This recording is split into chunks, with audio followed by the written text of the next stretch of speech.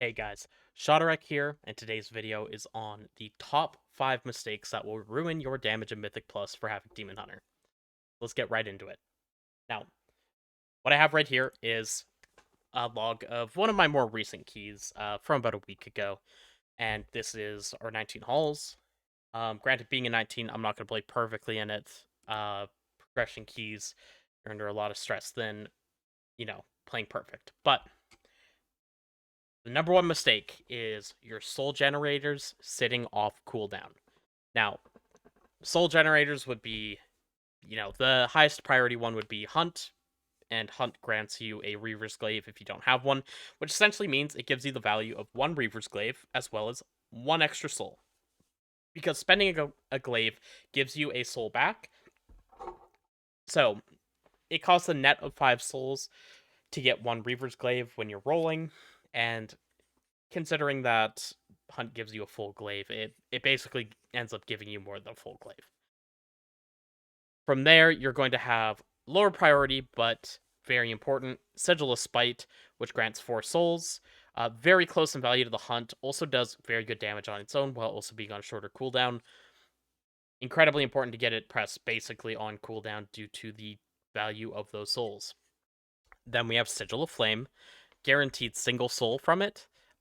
30-second cooldown, doesn't do that much damage. You can see here the damage done from it's like 1.3%, so you're not too worried about making sure you hit all the mobs with it, and that's why typically I use it on the way entering a pack, just to get it on cooldown as fast as possible, and it fits better into the rotation because it's not that high of a priority, but you still want souls.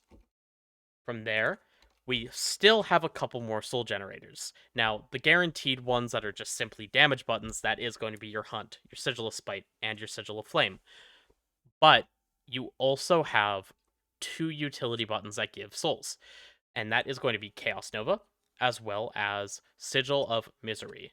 Now, Chaos Nova is one that the priority on it really depends on the size of the pull. But anytime I'm fighting like 5 or more mobs, I'm pretty much slamming it out as early as I can in my rotation, where as soon as I'd just be hitting a Chaos Strike or an Annihilation somewhere, I'm going to press it. I'll also press it ahead of Sigil of Flame if I'm at like typically a large pull, think like maybe first pull of Halls that has like 10 plus mobs. Definitely first pull of Arcar, first pull of Gambit. Make sure you get that pressed before little mobs die, because there's opportunity cost. If those do die, you're going to lose the chance to get souls. And if you slam a Chaos Nova on a 20 mob pull, on average, you're going to get 6 souls, which is more than a Reaver's Glaive value, so it can even be a better button than Sigil of Spite. So Chaos Nova is incredibly important. And then there's Sigil of Misery, which doesn't deal damage, it does cost you your stop, and all that it grants you is a single soul, as long as it fears a mob. But I do treat this often. I will use this depending. There's a lot of times in dungeons where you're not gonna need stops for a while, and I'll use Sigil of Misery over like a regular Chaos Strike, just to generate a soul. Not incredibly important to use it on cooldown. Clearly, I'm not doing so. But when we go look at all the ones that I was listing off before, we can see with my hunts, as soon as it's pressed, my next press is going to typically be close to on cooldown. So what I mean by that is every time it's cast, the next cooldown starts a minute and a half later, which means my next cooldown would be 151.1. I cast at 152.1. This one would be literally 322. This one's cast within 0.6. This one is cast 2 seconds after it comes up, so on and so forth. It's not going to be perfect every time. You can see here I have like a 25-second hold. But typically, what I do is the global before Hunt comes up, I throw my Glaive, then I press Hunt, because that needs to be pressed on cooldown. And I'm just going to go a quick brief overview before I go to other mistakes that cost you. Sigil of Flame, you can see also very close to pressed every single time at 30 seconds. I have 1.8 casts per minute. Theoretical perfect would be 2. You're not going to get 2. Same with Sigil of Spite. Have 0.9. Theoretical perfect for a 1-minute cooldown would be 1. But there's going to be tiny bits of gaps here and there. I have 10 seconds here. I have an extra 15 seconds here. And there's like an extra 30-second gap here. And this is going into our Lust on the boss. So this is actually going into the mini boss room after third boss, where the damage that you deal is actually lost for any damage that's done before his first heal. So just kind of sitting and waiting to press buttons there. But yeah, as close to on cooldown as possible. And then there's Chaos Nova, where again this depends on target count and all that, but I have 199 hits here. It can give a soul from anything that it doesn't or is able to stun. So anything that it can't stun won't have a chance to generate, but we can safely assume about 180 mobs were stunnable. And what's 180 times 0.3, which is 30%?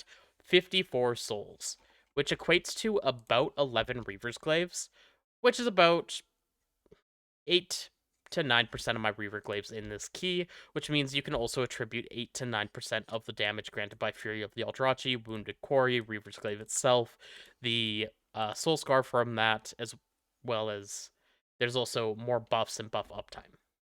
So, Soul Generators sitting off cooldown unused is the number one mistake.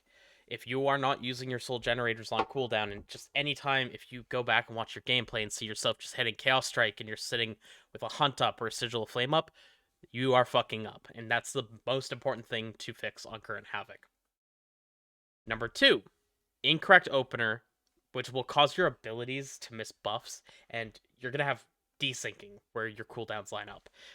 Now, what I mostly mean by this is I can go pull up my timelines, and there's a general idea to a cast sequence, which is going to be when I am going in and doing an opener, from ranged, I'm pressing Sigil of Flame. If you don't have a Reaver's Glaive up, you hunt. If you do have a Reaver's Glaive up and you do have the hunt, you can throw the Glaive, then hunt in, just not picking up a soul, so it generates again. You're going to Chaos Strike into Blade Dance. If you have Stone Idol, I press the Stone Idol before the Blade Dance, just to empower my Fury of the Aldrachi slashes. After that, you press your Immolation Auras, and from Immolation Aura, you then go into I-Beam. Very common when I'm going over players' logs with them. I will see Immolation Auras used prior to spending your empowerments. I'll even see it prior to throwing the Reaver's Glaive. They'll just walk in and start pressing Immolation Aura. They won't press anything from ranged. They'll Glaive or hunt after.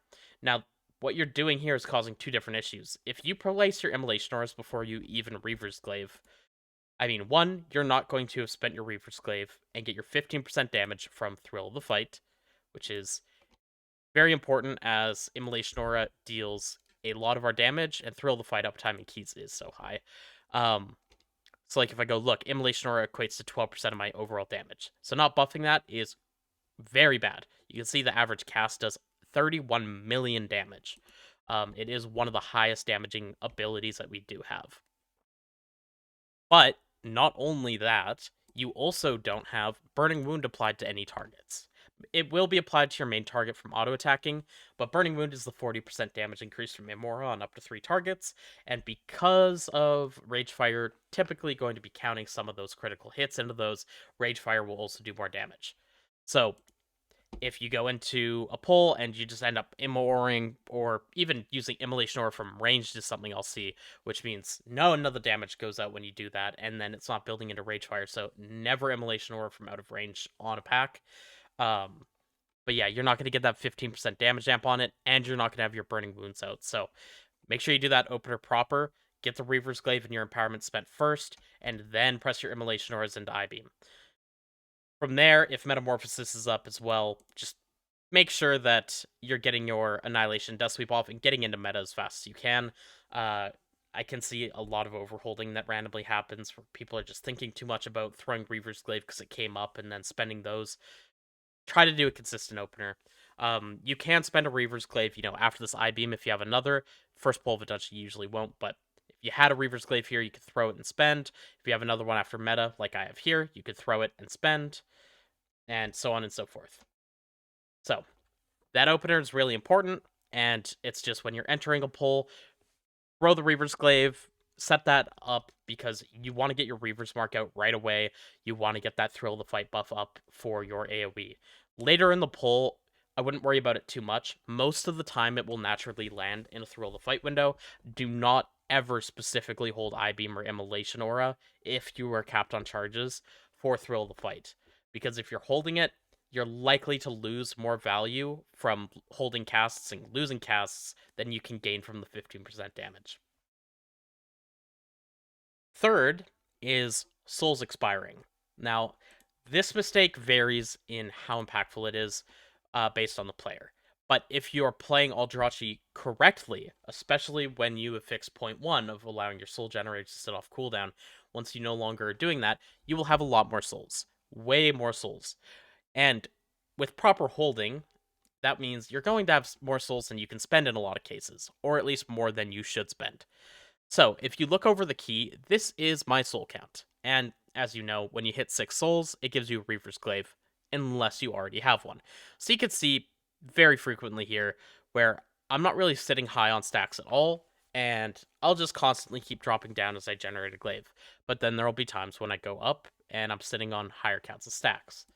Now, this one's probably not the best example, but I could also go to my Arakara, and you can see lots of times where I'm going up to 16, 18 stacks. But you'll also see here that there's periods of downtime. And this could be anything. Like, what about when I leave the first boss? How do I keep my souls?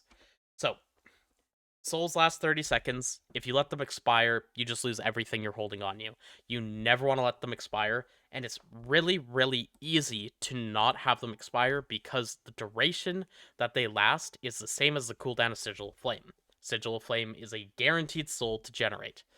So, what you can do is, towards the end of a boss fight, if I have Sigil of Flame, I'll do this as one of the last few globals. If not, I will just stop moving my character, and I'll just be, kind of chaos striking at the end. Typically, you're going to cleave a soul off. So, thinking end of a boss or end of a pack with big movement, you can do that. Cleave a soul off, and then just leave it on the ground. Mount up, whatever you're doing, and wait a few seconds before you grab it, and then follow your team. This gives you an extra few seconds of buffer, plus whatever from having a soul picked up right at the end of the fight. Whereas if you're just wiggling around and then you don't have a soul to pick up, you might only get, by the time you walk out of that boss room, closer to 20 seconds instead of a full 30 seconds. And with that, that means Sigil of Flame will then always be up in time to save your souls. That includes even if your tank doesn't pull or something goes weird. Sometimes it's like, oh, you're waiting for RP on the Stone Gargoyles in Halls of Atonement. That's fine.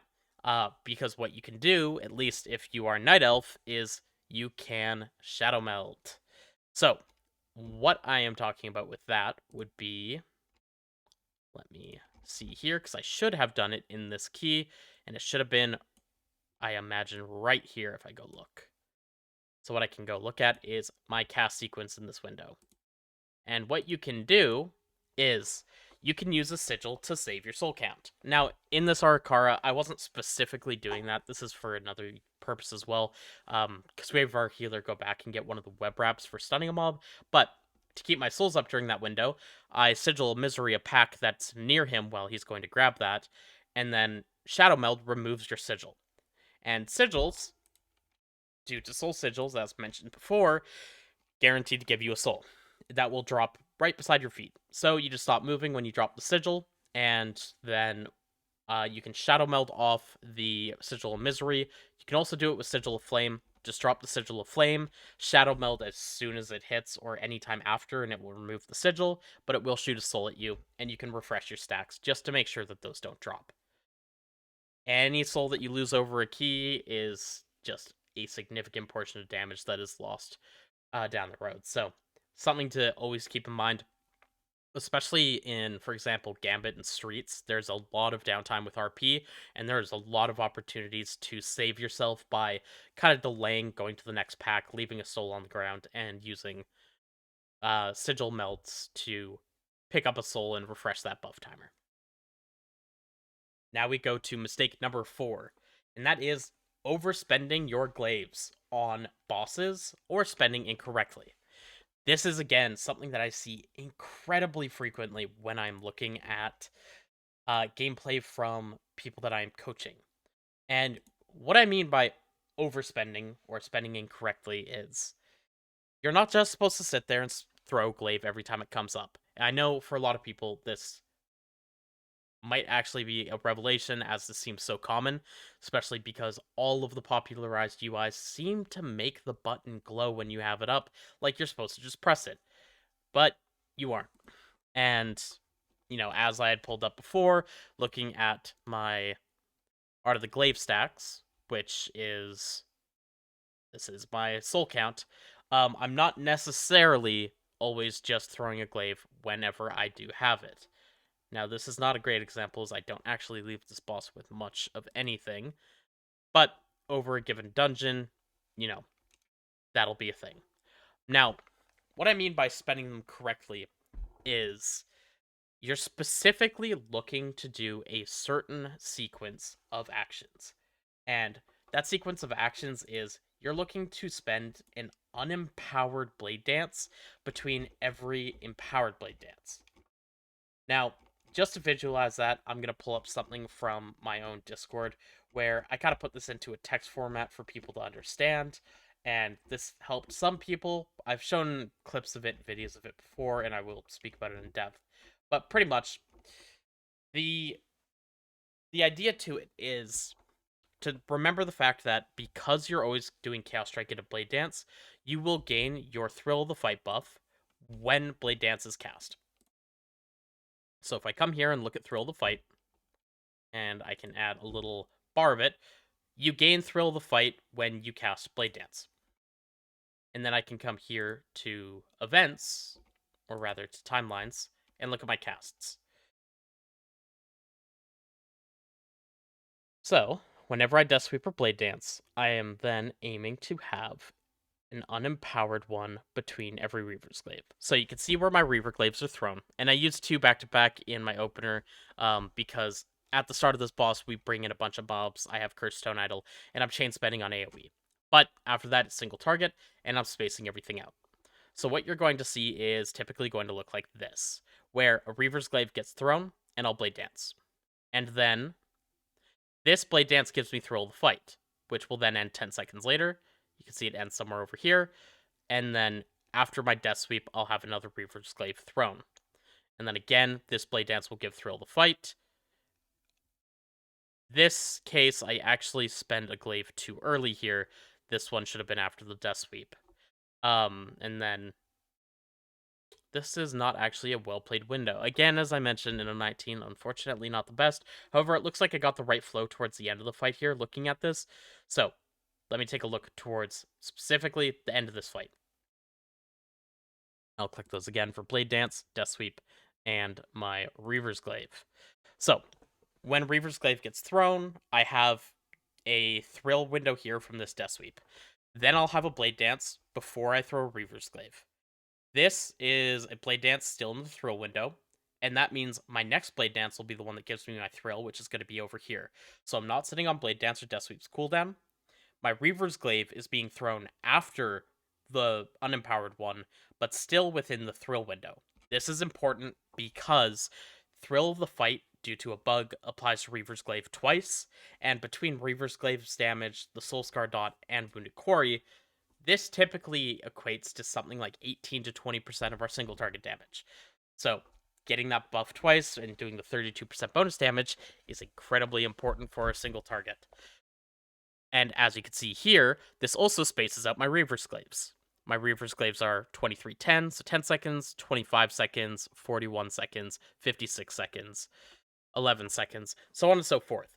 Essentially, what this does is it makes it so that you throw a glaive every 15 seconds. And every single time, you'll notice that there's 2 Blade Dances or Death Sweeps. This changes a little bit with Metamorphosis, which I believe is thrown right here. That's why there's a little weird double here. But outside of those windows, you're going to be doing the same thing. Reaver's Glaive gets thrown. There's going to be Chaos Strikes in there somewhere. The Blade Dance will give you your Thrill of the Fight. You'll have an unempowered one. Here, I fit 2 of them. And then you throw your Reaver's Glaive before Thrill ends, again, causing your next one to buff it, and so on and so forth. And it's repeatable.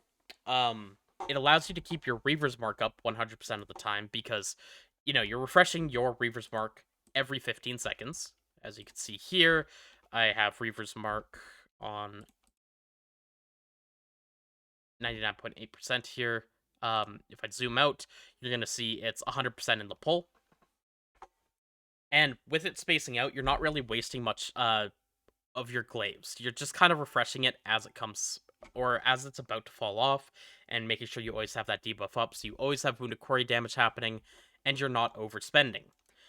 It's pretty much the most efficient way that you can deal damage with your Reaver's Glaives, and it just gives you the highest buff uptime with Thrill the Fight.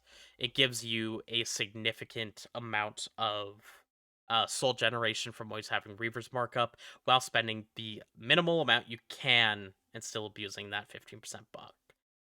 I do go over this more in my comprehensive guides. It's not exactly the most difficult concept, but you do need to understand it to be able to pull it off.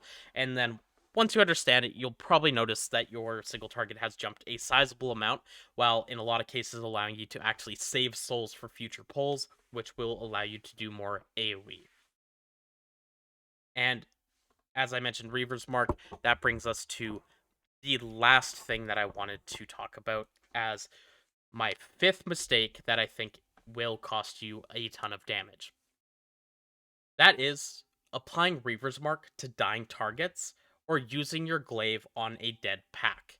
So, if I come into debuffs here and I go over the whole key, what we're going to look at is what is my Reaver's Mark uptime.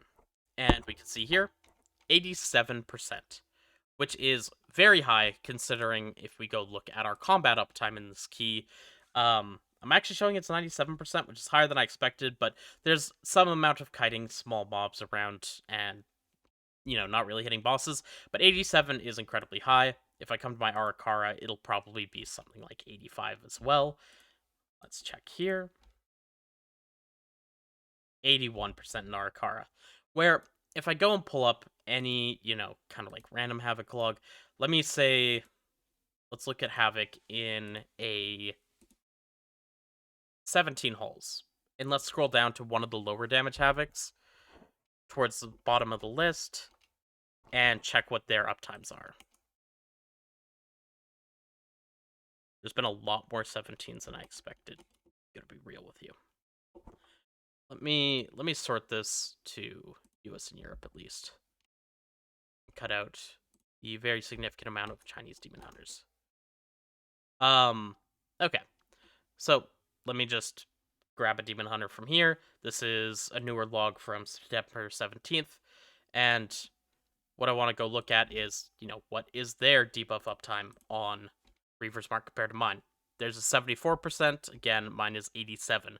That 13% is very significant. Now, if we go look, their key is slightly longer, so I'll clip it down to be... Oh, that's just due to death timers, actually. It's actually a pretty similar timer. Theirs is 3029, ours is 3109, so I can actually clip off a little bit of my log.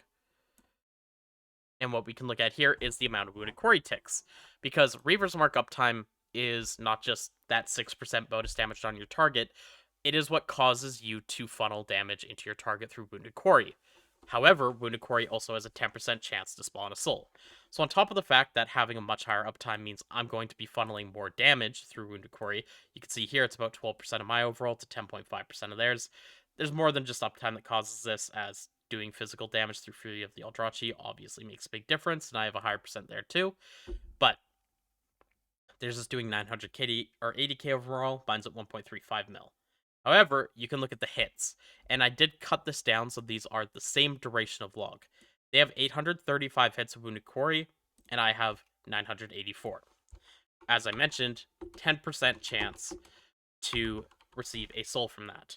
So, on top of the fact that I got the extra 149 hits, that also means that I got, on average, around 15 extra souls from Wounded Quarry over the key.